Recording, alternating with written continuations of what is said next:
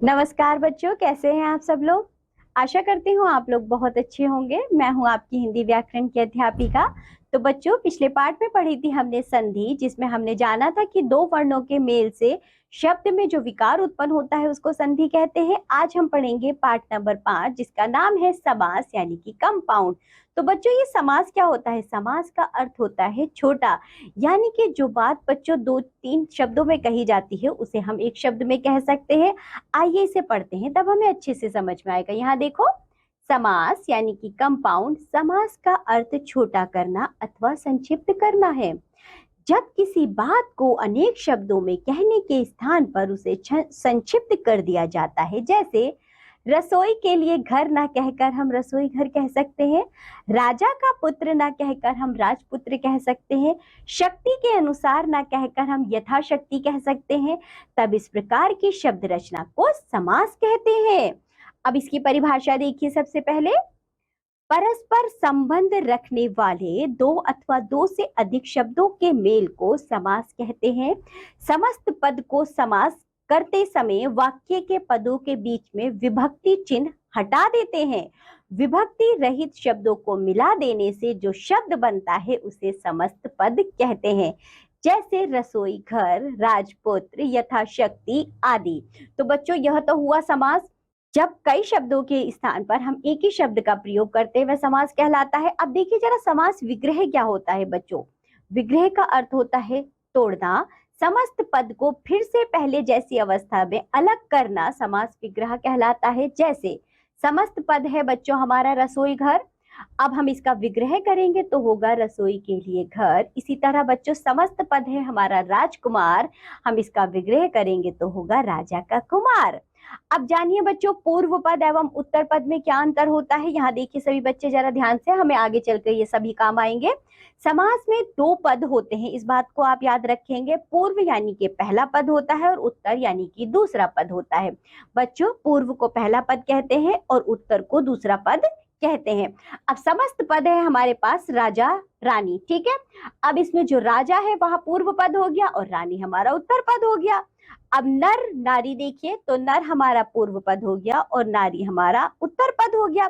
युद्ध भूमि, युद्ध हमारा पूर्व पद होगा, भूमि हमारे उत्तर पद होगा। इसी तरह चतुरानन, चतुर हमारा बच्चों पूर्व पद होगा और आनंद हमारा उत्तर पद होगा। अब आगे बढ़ते हैं। अब देखिए जरा, संधि और समास में अंतर क्या है बच्चों। संधि में भी मेल हो रहा था, यहाँ भी मेल हो रहा है, लेकिन बच्चों संधि में वर्णों का मेल था और समास में शब्दों का मेल है। आइए इसके अंतर को जानते हैं। संधि में दो वर्णों का मेल होता है, जबकि समास में दो या अधिक पदों का मेल होता है। उदाहरण से समझिए। संधि होगी बच्चों विद्या जमा आलय, जब हमने किया तो विद्यालय हुआ, लेकिन इसमें आ जमा आ का मेल हुआ है। समास देखिए, राजा का पुत्र राजपुत्र हुआ तो राजा का पुत्र। इसी तरह राम और लक्ष्मण, राम लक्ष्मण हुआ। तो बच्चों आप अंतर समझ पा रहे हैं, या वर्णों का नहीं, यहाँ पर शब्दों का, यानी कि दो या दो से अधिक पदों का मेल होता है, तब उसको समास कहते हैं। संधि में एक या दो वर्णों में विकार यानी कि परिवर्तन होता है, जबकि समास में दो या अधिक शब्द मिलकर एक नया शब्द बनाते हैं। चलिए, ये था संधि और समास में अंतर। अब हम पढ़ेंगे समास के भेद। यहाँ देखिए सभी बच्चे, समास के भेद। समास के भेद या उपभेद मिलाकर 6 प्रकार के होते हैं। अव्ययी भाव समास, तत्पुरुष समास, कर्मधारय समास, द्विगु समास, द्वंद्व समास, बहुब्रीहि समास। आइए इन्हें एक एक करके पढ़ते हैं। सबसे पहले देखिए बच्चों, अव्ययी भाव समास। जिस समस्त पद यानी कि सामासिक शब्द का प्रथम पद प्रधान और अव्यय हो उसे अव्ययी भाव समास कहते हैं। जैसे यथाशक्ति, आजन्म, आजीवन आदि। आइए इसका विग्रह करते हैं, समझ में आएगा अच्छे से। बच्चों, समस्त पद है हमारा यथाशक्ति, विग्रह किया तो हुआ शक्ति के अनुसार। इसी तरह सादर यानी आदर के साथ, प्रतिदिन विग्रह करेंगे तो हर दिन, आजीवन विग्रह करेंगे तो जीवन तक, बेशक यानी बिना शक के। कभी कभी पुनरुक्ति से भी अव्ययी समास बनाए जाते हैं, जैसे रातों रात, धीरे धीरे, क्षण क्षण, हाथों हाथ आदि। ये थे बच्चों अव्ययी भाव समास। आइए अब हम पढ़ते हैं समास का दूसरा भेद, जिसका नाम है तत्पुरुष समास।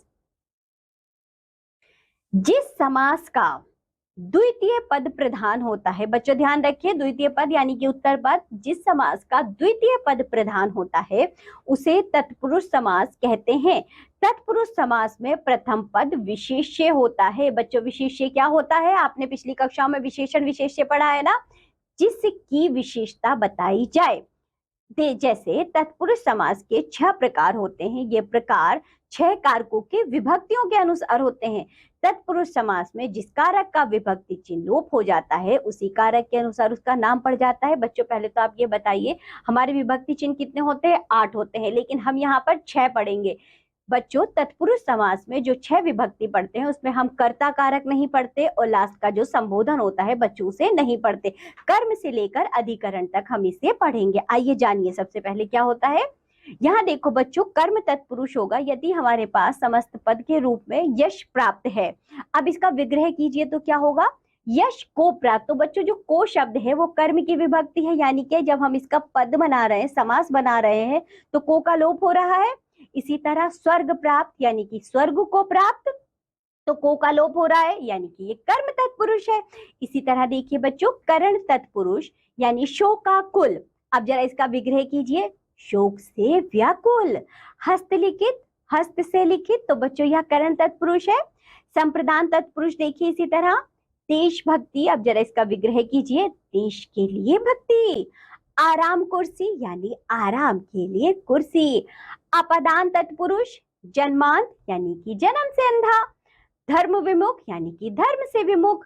संबंध तत्पुरुष, सेनापति, सेना का पति। पराधीन, पर के अधीन। अधिकरण तत्पुरुष, आप बीती, आप पर बीती। गृह प्रवेश यानी कि गृह में प्रवेश। तो ये थे बच्चों हमारा समास का दूसरा भेद, तत्पुरुष समास। आइए अब हम आगे बढ़ते हैं। अब हम पढ़ेंगे समास का तीसरा भेद, जिसका नाम है कर्मधारय समास। जिस समास का पूर्व पद विशेषण और उत्तर पद विशेष्य होता है उसे कर्मधारय समास कहते हैं। बच्चों कर्मधारय समास में विशेषण और विशेष्य, उपमेय और उपमान का संबंध होता है। जैसे कि हमारे पास समस्त पद है नील गाय। अब हम इसका विग्रह करेंगे तो क्या होगा? नीली है जो गाय। तो बच्चों यहाँ पर विशेषता बताई गई है नील शब्द से, यानी कि जो नीली गाय है वह विशेषता के रूप में आई है गाय के, ये विशेषण के रूप में आया है। इसी तरह लाल टोपी, लाल है जो टोपी। महाराज, महान है जो राजा। अंधकूप, अंधा है जो कूप। आइए अब हम पढ़ते हैं इसका चौथा भेद, द्विगु समास। इस समास में पूर्व पद संख्यावाचक होता है और किसी समूह का बोध कराता है। जैसे कि बच्चों समस्त पद है हमारे पास तिरंगा, जब हम इसका विग्रह करेंगे तो 3 रंगों का समूह। चौराहा, 4 राहों का समूह। चतुर्भुज, 4 भुजाओं का समूह।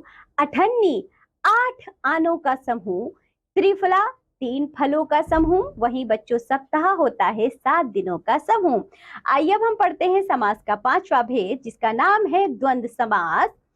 जिस समस्त पद में दोनों पद प्रधान हो तथा विग्रह करने पर और एवं तथा आदि लगता हो उसे द्वंद्व समास कहते हैं।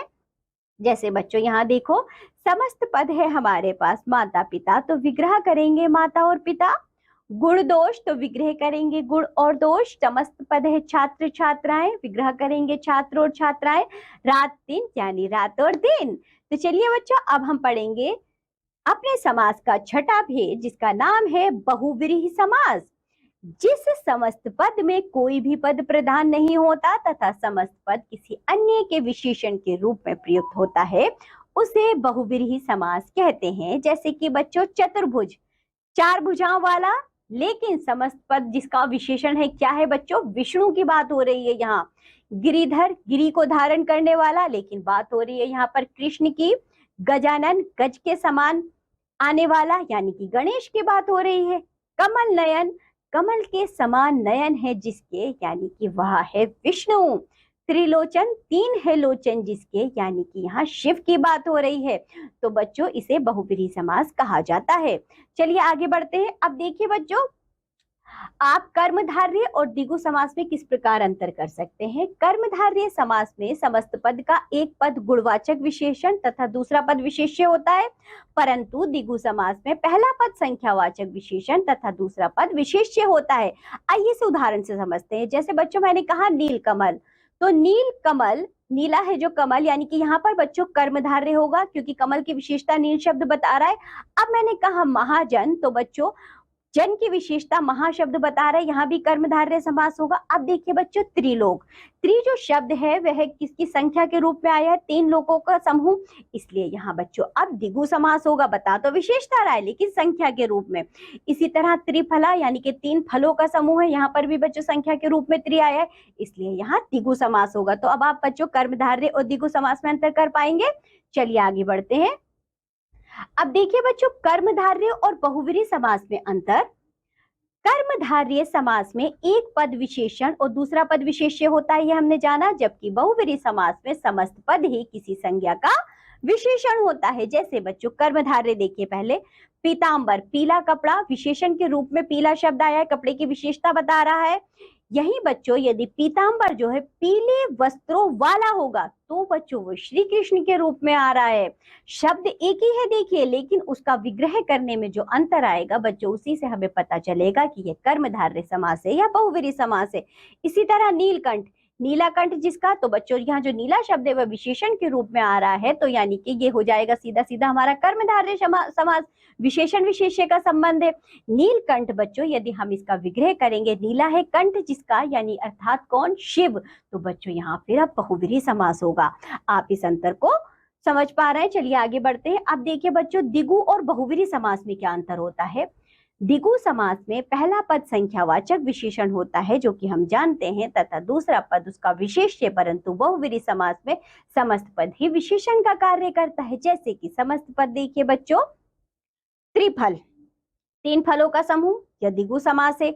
यहाँ कहा हमने त्रिफलात यानी 3 फलों वाला, तो ये बच्चों बहुव्रीहि समास हो जाएगा। हमने कहा पंचरत्न यानी कि 5 रत्नों का समूह, अब हमने कहा पंचरत्न 5 रत्नों वाला, तो बच्चों यहाँ बहुव्रीहि समास होगा।